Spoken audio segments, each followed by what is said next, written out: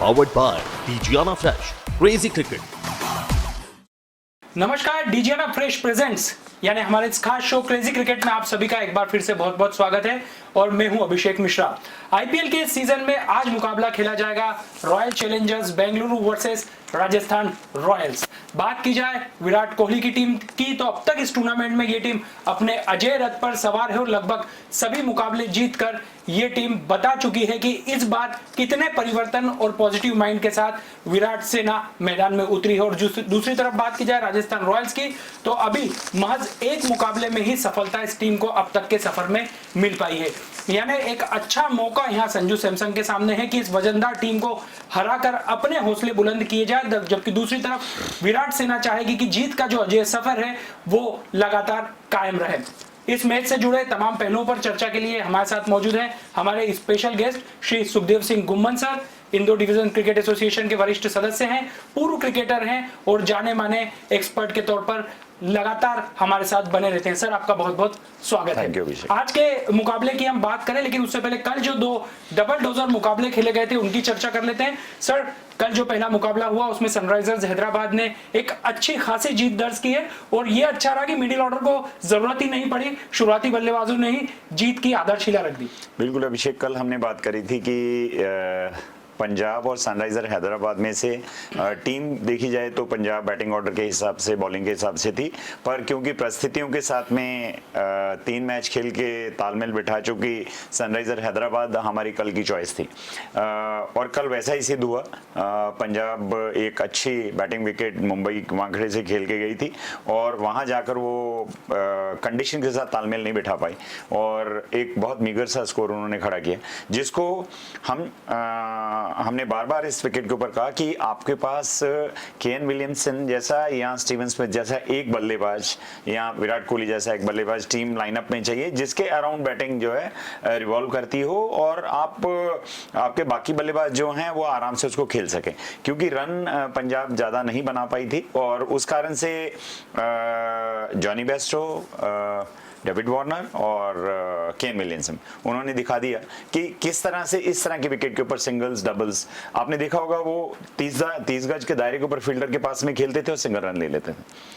Enough है इस तरह के 150 रन 140 रन आपको चेज कर रहे हैं तो आपको बहुत ज्यादा रिस्क लेने की जरूरत है। चेन्नई जैसे विकेट पे, बिल्कुल चेन्नई जैसे विकेट जहाँ स्लो है, स्लगिश है, टर्निंग है, बॉल जैसे जैसे पुरानी होती चली जाती है, बल्ले पे नहीं आती है, बड़े स्ट्रोक खेलना मुश्किल होता है, तो उस समय अगर आप टेक्निकली करेक्ट बैट्समैन हैं तो आप सिंगल्स डबल्स के साथ में अपनी टीम को एक विनिंग स्कोर पे ले जा सकते हैं। लेकिन सर यहाँ पर अब पंजाब के लिए कितनी ज्यादा तकलीफें बढ़ गई है, क्योंकि एक अच्छा खासा टीम का स्लॉट है लेकिन उसके बावजूद लगातार मायूसी पूरे खेमे में छाई हुई है। और दूसरी तरफ हैदराबाद यहाँ से किस तरीके से जीत के आधार पर अपने हौसले को बुलंद रखेगी, क्योंकि अब तक का सफर इस टीम के लिए भी अच्छा नहीं रहा था, लेकिन कल ये जीत कहीं ना कहीं हौसले बढ़ाएगी। चेन्नई के लिए तो उनका ये पहला विनिंग मैच था, 6 मैच खेले थे उन्होंने अभी तक, ये 7वां था, 6 हार चुके थे और करो या मरो की स्थिति थी। और वैसे भी आप पॉइंट टेबल पे भी अगर बात करेंगे, आपने ओपनर तीनों मैच अगर हार जाते हैं और चौथा मैच आपके लिए वैसे ही मुश्किल होता है, आपको जी जान से खेलना होता है कि अगर आपको क्वालिफाई की कुछ भी होप है, प्लेऑफ्स में अगर आपको जाना है तो आपको जीतना जरूरी है। और हम शुरू से कहते हैं कि सनराइजर हैदराबाद की टीम कंपोजिशन बहुत अच्छी है, सिर्फ एक मिडिल ऑर्डर उनका ब्रिटल है, उसमें अगर अच्छे प्लेयर आ जाएं तो वो टीम बॉलिंग अच्छी है, बैटिंग अच्छी है, मिडिल ऑर्डर में अगर आपके पास थोड़े एक्सपीरियंस प्लेयर आ जाएं, जैसे कि केन विलियमसन को कल उन्होंने ड्राफ्ट किया वापस से, तो विराट सिंह को लेकर आए, तो ऐसे कुछ चेंजेस करने से टीम का मनोबल चेंज हुआ और बॉलिंग तो उनकी बहुत अच्छी है। राशिद खान जैसे, भुवनेश्वर जैसे बॉलर जिस भी टीम में होंगे, कप्तान चाहेगा कि वो दूसरी टीम को कम से कम स्कोर में रिस्ट्रिक्ट कर सके। लेकिन सर, सनराइजर्स हैदराबाद की यदि बात की जाए तो मिडिल ऑर्डर पर यदि कहानी आती है, डिपेंडेंसी बढ़ती है, तो ये टीम पूरी तरीके से पत्तों की तरह ढह जाती है। और शायद कल यही बात बेयरस्टो और डेविड वार्नर के माइंड में होगी कि लो स्कोरिंग मैच है, खुद ही व्यवस्था की जाए जीत की तो ज्यादा बेहतर है, क्योंकि मिडिल ऑर्डर अब तक पूरी तरीके से सफल साबित नहीं हुआ। नहीं, बिल्कुल, हम बार बार कहते आए हैं कि यंगस्टर्स हैं और यंगस्टर्स में क्या होता है कि पेशेंस नहीं है। आप पावर क्रिकेट दिखाना चाहते हैं, आप सिचुएशन को प्रॉपर तरीके से समझ नहीं पा रहे हैं कि आपको लंबे हिट मारने की जरूरत नहीं है, आपको 6 रन 7 रन चाहिए, 6-7 रन की जगह आप एक 6 मारना चाहते हैं, 5 डॉट बॉल खेलने चाहते हैं, तो 2020 क्रिकेट अब ये नहीं है। 2020 क्रिकेट में आपको स्कोर स्कोर बोर्ड को मूव करते रहना पड़ेगा, एक एक रन बना के, 2 बना के, बीच में आपको मौका मिले और लूज बॉल मिले तो आप बाउंड्री बनाइए उसके ऊपर। और इस तरह की विकेट के ऊपर आप प्रेजेंस ऑफ माइंड से नहीं खेलेंगे तो किसी टीम से भी नहीं जीत पाएंगे।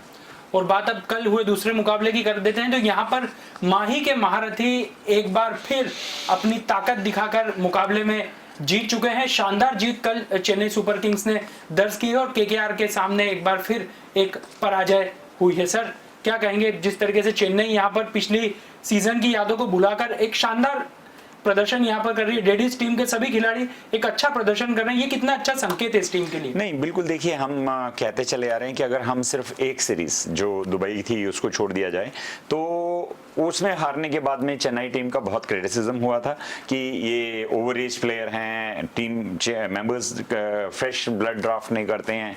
और डेफिनेटली वो धोनी जैसे कप्तान की टीम और पॉइंट तालिका में सबसे नीचे क्रम पे आना ये उनको शोभा नहीं देता है। बट शायद कहीं ना कहीं उस हार से उन लोगों ने सबक लेते हुए इस सीजन में 4 में से 3 मैच जीते हैं। और हम तो ऑलवेज ही कहते आए हैं और सब लोग जो उसको फॉलो करते हैं कि जो भी क्रिकेट फॉलो करते हैं उनकी कप्तानी के कायल हैं। बहुत शार्प और श्रूड कप्तान है वो, मौके का फायदा उठाते हैं और उसके हिसाब से अपने क्रिकेटर में से बेस्ट एक्सपेक्ट करते हैं। फॉर्चुनेटली इस बार उनकी जो टीम है उनके पास में बैटिंग लाइनअप बहुत लंबी है।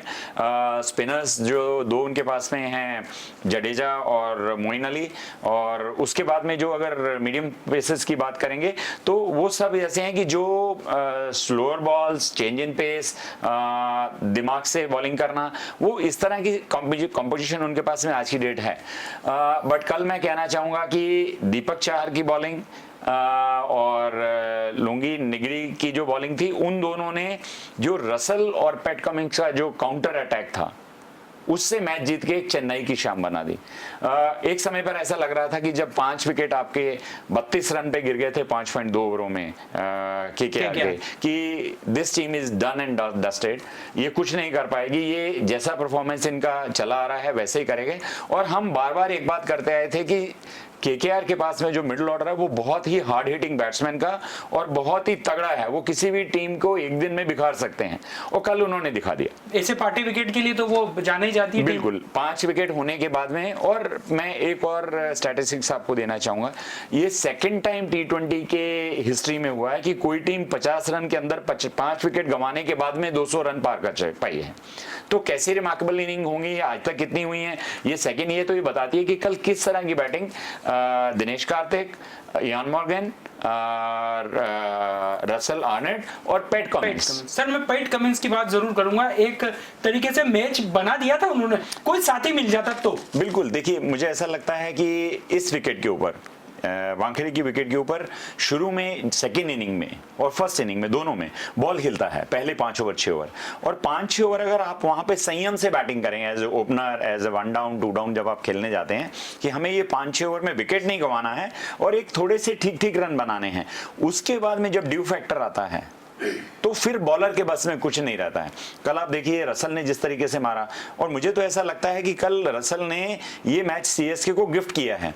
उस तरह का प्लेयर एक इस तरह की लीव करना, आप बॉल लेग स्टंप पे आ रही है उसको विकेट्स में अंदर घुस के छोड़ रहे हैं, और जबकि आप इतने अच्छे बढ़िया स्ट्रोक खेल रहे हैं, वो स्ट्रोक कहीं से भी मुझे नहीं समझ में आता कि उनके दिमाग में कैसे है कि मैं इस बॉल को छोड़ दूं और 1 रन ले लूं। जहां आप एक ओवर में 20 रन 25 रन 30 रन, कल हमने 1 ओवर में देखा 30 रन आए। पैट कमिंस ने 4 छक्के 1 चौका और 2 रन, उसी बॉलर को जिस पर वो उन्होंने अपना विकेट दिया, जिसको सैम करन ने बोल्ड मारा था रसल आर्नोल्ड को, और उसी को 30 रन उसमें पड़े। मैं बार बार कहता आया हूं कि एक प्लेयर 1 ओवर में, एक बैट्समैन 30 रन बना दे, एक बॉलर 2 या 3 विकेट ले ले, तो टोटली मैच अपने फेवर में टर्न कर देते हैं, और कल भी ऐसा ही हुआ। और कल मुझे लगता है कि रसल जितनी अच्छी बैटिंग कल कर रहे थे, एफर्टलेस, और ग्राउंड छोटा है, बहुत हार्ड हिटर है, वो लंबी हिट्स मारते हैं, तो उस समय तो मुझे लग रहा था कि अगर ये पहले 5 विकेट में से 1 आध विकेट भी उनके पास और बचा होता तो कल चेन्नई तो लगभग हार गई थी। सर एक दूसरी बात की जाए कि कल थोड़ा बूढ़ा शेर भी थोड़े से फॉर्म में तो दिखाई दिया है। एक जो छक्का कल धोनी ने लगाया है, कहीं ना कहीं फैंस के लिए खुशखबरी है कि थोड़े रन तो निकले, बल्ले से गेंद बाउंड्री तक तो पहुंची। ये चेन्नई के लिए अब आने वाले समय में क्या लगता है कि अब धोनी थोड़ा अपना प्लेस बदलेंगे और थोड़ा ऊपर आकर बल्लेबाजी करना पसंद करेंगे, क्योंकि फॉर्म में तो आते दिखे? अभिषेक, पिछली 2 सीरीज अगर हम देखें, आईपीएल 2020, आईपीएल 2021, ये जो चल रहा है, इसमें अगर हम धोनी को एज ए बैट्समैन रेट करें तो मुझे लगता नहीं कि वो अपनी प्रतिभा से या अपना जो उनका एक इंटरनेशनल क्रिकेटिंग कैरियर था उसके ऊपर कोई जस्टिस कर पा रहे हैं। वो एक फिनिशर के तौर पे जाने जाते थे, हार्ड हिटर की तरह जाने जाते थे। पिछली 2 सीरीज में उठाकर अगर हम देखेंगे टोटल मिला के उनकी एवरेज जो है, नेट रन रेट की हम अगर स्ट्राइक रेट की बात करते हैं तो स्ट्राइक रेट में 100, 105, 110 पे अगर आप बात करते हैं 2020 में, तो आजकल तो 50 ओवर मैचेस में भी स्ट्राइक रेट लोग बैट्समैन की जो 125, 130 तक हम एक्सपेक्ट करते हैं, तो ये कहीं पे भी नहीं कर पा रहे। तो कल उन्होंने कोशिश किया कि मैं पहले जाकर, और एक विकेट में भी अच्छी बैटिंग कंडीशन थी, जाके टीम को एक अच्छा स्कोर दे पाऊं। बट अभिषेक, मैं आपसे इत्तेफाक नहीं रखता हूं इस चीज में कि कल उन्होंने 1 6 मारा तो कहीं ग्लिम्सेस आए उसके फॉर्म में। अगर अब एज ए क्रिकेटर अगर आप उस इनिंग को देखोगे तो बिल्कुल भी उस इनिंग में कॉन्फिडेंस नहीं था। 2 एज से चौके गए। हाँ, एज से चौका गया, मार कहीं रहे थे, जा कहीं रहा था, 1 6 जरूर गया, बीट हुए कितनी बार वो, तो मुझे लग नहीं रहा कि वो धोनी है जो पहले खेलता था और आज उसको वापस आके उसी लेवल पे खेलने में और वो उसको वापस से अचीव कर पाएंगे। ऑब्वियसली कोई भी क्रिकेटर कर सकता है, उन्होंने पास में किया हुआ है, पर अगर ये अगर मान लीजिए 2 सीजन आप उसी तरह से खेले हैं और आज भी आप उसी तरह से खेलते चले आ रहे हैं, तो मुझे कुछ लग नहीं रहा कि उनकी बैटिंग में कुछ उसी तरह का ड्रामेटिकल चेंज आ रहा है कि वो फिनिशर वापस से बनाएंगे। लेकिन ये अच्छा है कि टीम बेहतर कर रही है, सब लोग अपनी अपनी जवाबदारियां अच्छे से निभा रहे हैं। और अब आज के मैच की बात कर लेते हैं। RCB versus RR Bengaluru Rajasthan के सामने होगी। सर, विराट कोहली की टीम पूरी तरीके से फॉर्म में दिखाई दे रही है, एक अजय रथ लेकर यहाँ चल रही है, और दूसरी तरफ राजस्थान रॉयल्स अभी सिर्फ एक ही मुकाबले में जीत मिली है। तो यहाँ पर क्या राजस्थान रॉयल्स की रणनीति होगी इस टीम के आगे, जहाँ पर ग्लेन मैक्सवेल है, जहाँ पर एबीडी है, जहाँ पर विराट कोहली है? अभिषेक, देखिए, इनकंसिस्टेंट राजस्थान रॉयल्स जो स्ट्रगल कर रही है, वो एक कंसिस्टेंट टीम जो अपने तीनों मैच अभी तक के ओपनर जीत चुकी है, उसके अगेंस्ट कोई ना कोई ऐसी रेसिपी जरूर ढूंढना चाहेगी ताकि वो वापस से विनिंग स्ट्रीक पे आ सकें और कहीं ना कहीं अपने आप को प्लेऑफ्स के लिए दावेदार साबित कर सकें। हालांकि अगर हम दोनों टीम की बात करें तो दोनों ही बहुत डेंजरस टीम है। डेंजरस इन द सेंस कि दोनों ही हार्ड हिटिंग टीम है, दोनों के पास बल्लेबाजों को लंबे लंबे शॉट खेलने की क्षमता बहुत है, बट दोनों में डिफरेंस एक है कि एक टीम बहुत कंसिस्टेंट इस टूर्नामेंट में कर रही है और एक टीम जो है बिल्कुल ही एक दिन तो 222 को चेस करने का वादा रखती है और दूसरे दिन 87 पर 2 से 95 पे 7 हो जाती है। तो ये अपने आप को एक करैक्टर बताता है कि आप कंसिस्टेंट नहीं हैं, आप कहीं पे भी ताश के पत्तों की तरह आपकी टीम जो है बिखर जाती है। क्रिकेट आज की डेट में ये नहीं है। आपके ऊपर जो छाप है, आपके ऊपर जो इंटरनेशनल प्लेयर हैं, आपकी जो बाकी टीम है, आप हमेशा इंटरनेशनल प्लेयर पे नहीं रिलाई कर सकते हैं कि हर बार आपके लिए डेविड मिलर रन बनाएंगे, हर बार आपके लिए जोस बटलर रन बनाएंगे। संजू सैमसन जैसा बैट्समैन एक इनिंग में ऐसा दिखाता है कि मैं 2020 का बेस्ट प्लेयर हूं और उसके बाद में रन नहीं आते हैं, और फिर जब उनसे पूछा जाता है कि आप ये क्या, तो बोले ये मेरा स्टाइल ऑफ प्ले है। और अगर आपका संजू ये स्टाइल ऑफ प्ले है तो मुझे लगता है कि कहीं ना कहीं गलत है। आप अगर इंटरनेशनल कैरियर परस्यू करना चाहते हैं तो आपको एक स्टेबिलिटी एज ए बैट्समैन जो है सिलेक्टर को देनी होगी, क्योंकि देखिए वहां पे आपको सेफ सिक्योर करना होगा, अपने सिलेक्शन कमेटी को ये भरोसा दिलाना होगा कि आप एज ए बैट्समैन कम से कम 40-50 रन हर इनिंग में करेंगे।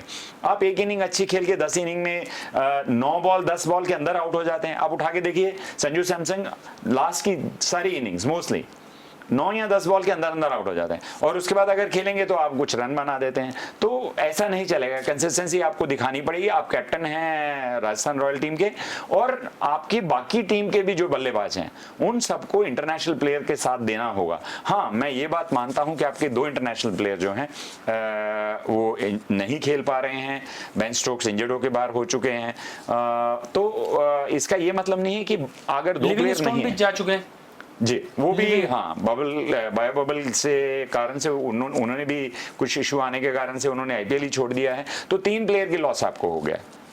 तो 3 प्लेयर अगर नहीं है तो आपकी फ्रेंचाइजी इस तरह से फेयर करेगी क्रिकेट में, मुझे ऐसा नहीं लगता। सर, आरसीबी यहाँ पर चाहेगी कि एक मौका है जब बैक बेंचर्स को कुछ मौका दिया जाए। चहल अभी फॉर्म में दिखाई नहीं दे रहे हैं, क्या आपको लगता है कुछ रिप्लेसमेंट करके एक प्रयोग कर लेना चाहिए, क्योंकि एक बेहतर मौका है यहाँ पर कुछ ऐसे खिलाड़ियों को आगे लाने का जो आगे काम आ सकते हैं? अभिषेक, मुझे लगता है कि कप्तान कोहली कोई ज्यादा चेंजेस इस टीम में विनिंग स्ट्रीक में नहीं लाना पाएंगे। उसके कुछ रीजन भी हैं कि अगर हम युजवेंद्र चहल को देखें, वो उन विकेट पे कुछ ज्यादा नहीं कर पाए, और अगर हम जब भी टीम मैनेजमेंट बैठती है तो ये देखती है कि हमारे किस बॉलर ने अपोजिशन जिससे हम मैच खेल रहे हैं किस बल्लेबाज को कितनी बार आउट किया हुआ है। उसमें अगर हम देखेंगे तो संजू सैमसन को वो 5 बार आउट कर चुके हैं। डेविड मिलर की बात करेंगे तो वो 3 बार आउट कर चुके हैं 5 इनिंग में से। तो कहीं ना कहीं थिंक टैंक के बारे में दिमाग में ये रहता है कि ये 2 बैट्समैन अपोजिशन के जो मेन है उसके ऊपर हमारा ये बॉलर हावी रहा है, क्यों ना हम इसको वापस से खिलाएं। और वो वैसे भी एस स्पिनर रहे हैं इंडिया के लिए। अनफॉर्चुनेटली अभी तक इस सीजन में वो विकेट ज्यादा नहीं ले पाए। मुझे लगता है he'll make a comeback और आरसीबी के लिए अच्छा कर पाएंगे। सर, क्रिस मॉरिस सबसे महंगे खिलाड़ी रहे हैं और एक मैच में उन्होंने कहीं ना कहीं जीत जो दिलवाकर बता भी दिया कि ऑलराउंडर है, बेस्ट ऑलराउंडर है, शानदार प्रदर्शन करते हैं। लेकिन यहाँ युवा टीम है, रियान पराग की हम बात करें, राहुल तेवतिया की बात करें, पिछले सीजन के हीरो बनकर उभरे थे, लेकिन अब तक हम देख रहे हैं कि कुछ ऐसा प्रदर्शन नहीं कर पाए जिससे टीम को फायदा हो। और यही वजह है कि टीम यहाँ पर भी हैदराबाद जैसी मिडिल ऑर्डर से जूझती हुई दिखाई दे रही है। नहीं, बिल्कुल ठीक बात है। कुछ बैट्समैन बहुत अच्छे हैं, कुछ बैट्समैन जो हैं वो क्लिक नहीं कर पा रहे हैं। अर्ली टाइम है, अभी टीमों ने 3-3, 4-4 मैच खेले हैं, अपना बेस्ट कॉम्बिनेशन बनाने में लगे हुए हैं। हाँ, डेफिनेटली राजस्थान रॉयल में कंसिस्टेंसी जो बैटिंग में है वो बिल्कुल नहीं है। आप पिछले मैच में देखेंगे तो तेवेतिया ने भी बाद में आके कुछ सिक्सेस जरूर मारे जिसके लिए वो जाने जाते हैं। तो कहीं ना कहीं मुझे लगता है राजस्थान रॉयल को श्रेयस गोपाल को जरूर खिलाना होगा इस मैच में। श्रेयस गोपाल एक ऑप्शन, बढ़िया ऑप्शन। वो एबीडी को भी और विराट कोहली को भी बहुत बार आउट कर चुके हैं।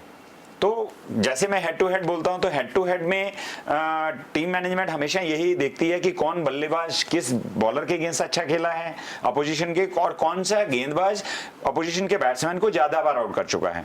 तो उसके हिसाब से श्रेयस गोपाल मुझे लगता है कि राजस्थान रॉयल आज उसको खिलाएगी। इसके साथ साथ मैं एक चीज और कहना चाहूंगा कि एक अच्छी बात राजस्थान रॉयल्स के लिए यह है कि उनका एक यंगस्टर चेतन सरकारिया जो है इसी सीजन में आया है। उसने अभी तक 6 विकेट लिए हैं, 6 में से 5 विकेट राइट हैंडर के हैं। तो और बहुत इंप्रेस किया है उन्होंने अपनी लेफ्ट आर्म बॉलिंग से। तो मुझे लगता है कि आज 3 बड़ी मछली शिकार के लिए सरकारिया के लिए तैयार हैं। राइट हैंडर्स हैं, बहुत एग्रेसिव हैं, और कहीं ना कहीं हमने देखा सरकारिया का जो बॉल पढ़कर राइट हैंडर के सामने से मूव करता है, ऑफ स्विंग जाता है, उसको खेलने में लगभग बल्लेबाजों को परेशानी आती है।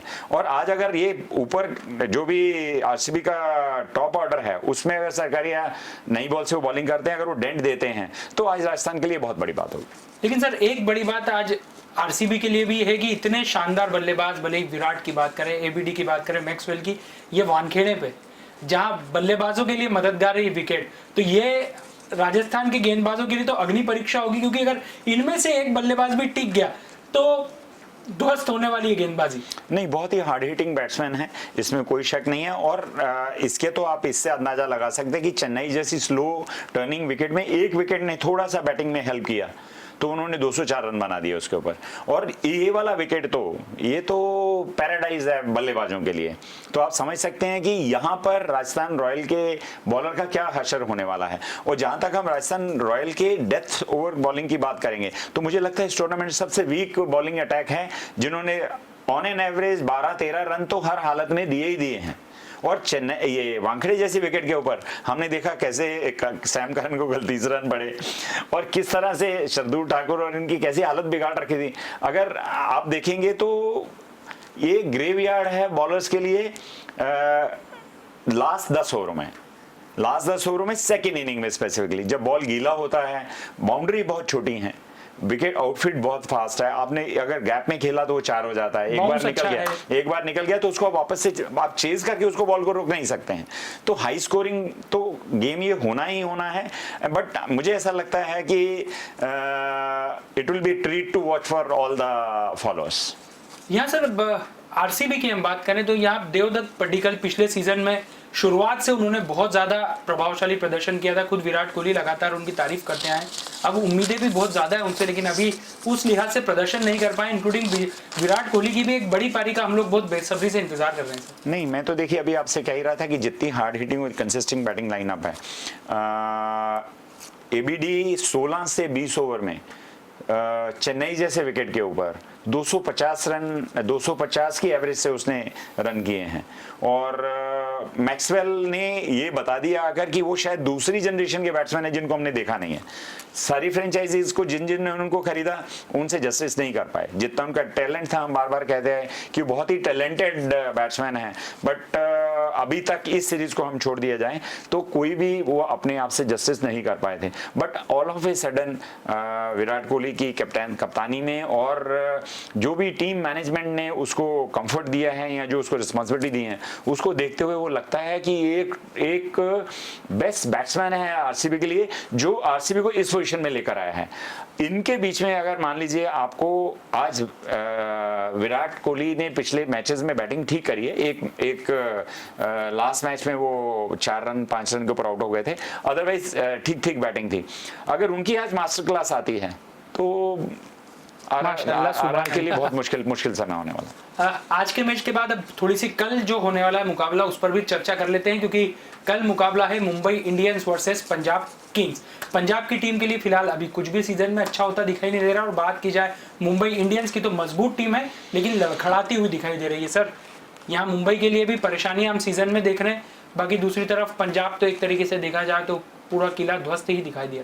नहीं, मैं बार बार कहता आया हूं कि यंगस्टर्स, अगर मुंबई की हम टीम देखें तो बहुत बैलेंस है, बट वो जो यंगस्टर हैं वो अपने आप को ऐसी छाप छोड़ना चाह रहे हैं कि हम तो बहुत ही हार्ड हिटिंग बैट्समैन हैं। सब जानते हैं आप हार्ड हिटिंग बैट्समैन हैं, पर क्या आप अपनी टीम के साथ जस्टिस कर पा रहे हैं? कंडीशन से जस्टिफाई नहीं कर पा रहे हैं। जब आप देखिए, आपको 6 रन बनाने हैं, आप 6 सिंगल लेके भी बना सकते हैं और एक 6 भी मार सकते हैं, और 5 बॉल अगर आपने डॉट खेली है और एक 6 मार दिया तो वो कोई बड़ा काम आप नहीं कर रहे हैं। और इस तरह की स्लो स्लगिश विकेट के ऊपर अगर आप उठा के मारना चाहेंगे तो डेफिनेटली मिसक्यूट करेंगे, बॉल बैट पे नहीं आती है और आप रन नहीं बना पाएंगे। और यही कुछ मुंबई के साथ आ रहा है। अगर आप पिछले सीजन में उठा के देखेंगे तो ईशान किशन ने बहुत अच्छी बैटिंग करी थी, इसमें देखिए तो 20-25 रन एक इनिंग में करें, उसके बिना कर नहीं पाए। सूर्य कुमार यादव सिर्फ उनके एक ट्रस्टेड बैट्समैन है जिन्होंने तीनों इनिंग में रन किए हैं।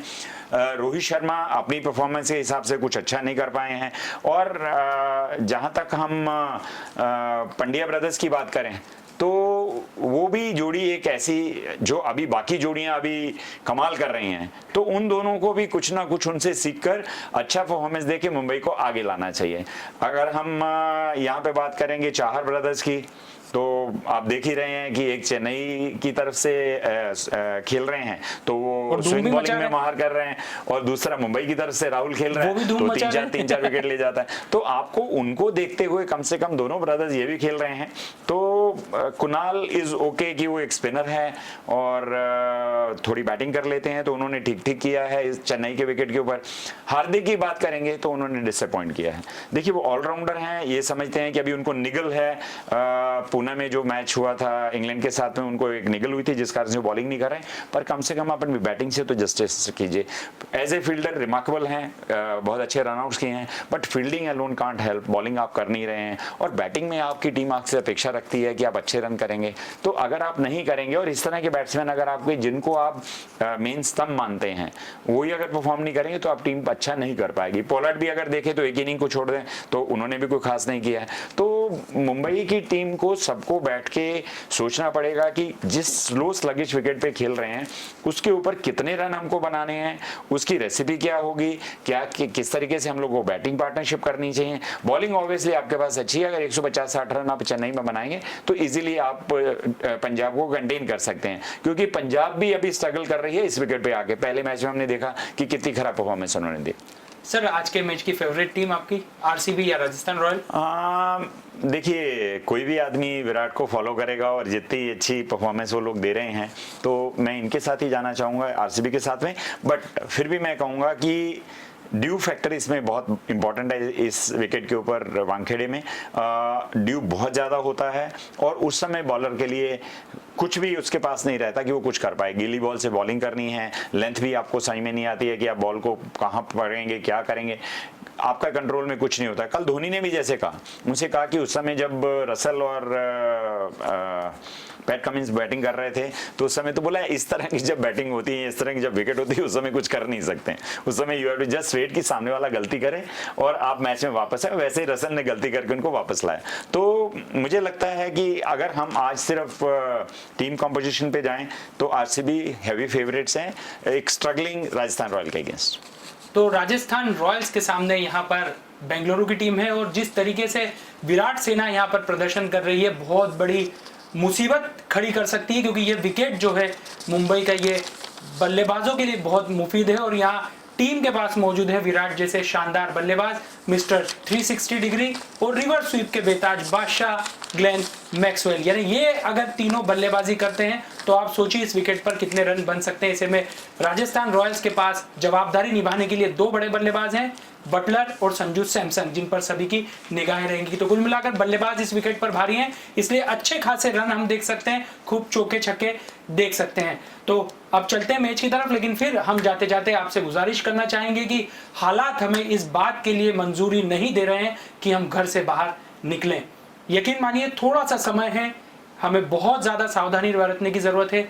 घर से बिल्कुल भी ना निकले और अगर बहुत ज़्यादा ज़रूरी काम से निकल रहे हैं तो कोविड प्रोटोकॉल का पूरी तरीके से पालन करें। हम यूँ कहेंगे कि मास्क ज़रूर पहनिए, तो अब एक नहीं बल्कि डबल मास्क पहनने की ज़रूरत है। ज़िंदगी बचाना बहुत ज़्यादा ज़रूरत है, बहुत ज़्यादा ज़रूरी है, इसलिए अपना और अपने परिवार का ध्यान रखिए। और हम लगातार आपसे गुजारिश कर रहे हैं कि आपकी स्वास्थ्य की सुविधा के मद्देनज़र डिजियाना फ्रेश हम ये प्रोजेक्ट लेकर आए हैं, ताकि आप घर पर बैठे बैठे महज चंद बटन दबाकर अपने घर पर यूवी रेस की मदद से साफ की हुई सब्जियां और फल प्राप्त कर सकते हैं, वो भी ई रिक्शा की मदद से। तो आप भले ही iOS यूजर हो या फिर एंड्रॉइड यूजर, डिजियाना फ्रेश की एप्लीकेशन डाउनलोड कीजिए और अपने ऑर्डर प्लेस कीजिए, ताकि आपको घर से बाहर आने की जरूरत न पड़े। आपकी सेवा के लिए, आपके स्वास्थ्य के दृष्टिकोण से, आपकी मदद के लिए हम लोग हाजिर हैं। प्लीज हमारा इस्तेमाल कीजिए। हम सभी बहुत जल्दी अच्छे भविष्य की कामना करते हैं, लेकिन फिलहाल हमारे इस शो में इतना ही। कल फिर मुलाकात होती है मैच से ठीक पहले,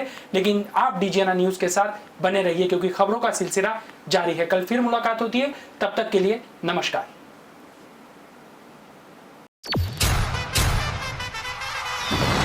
Powered by Digiana Fresh, Crazy Cricket।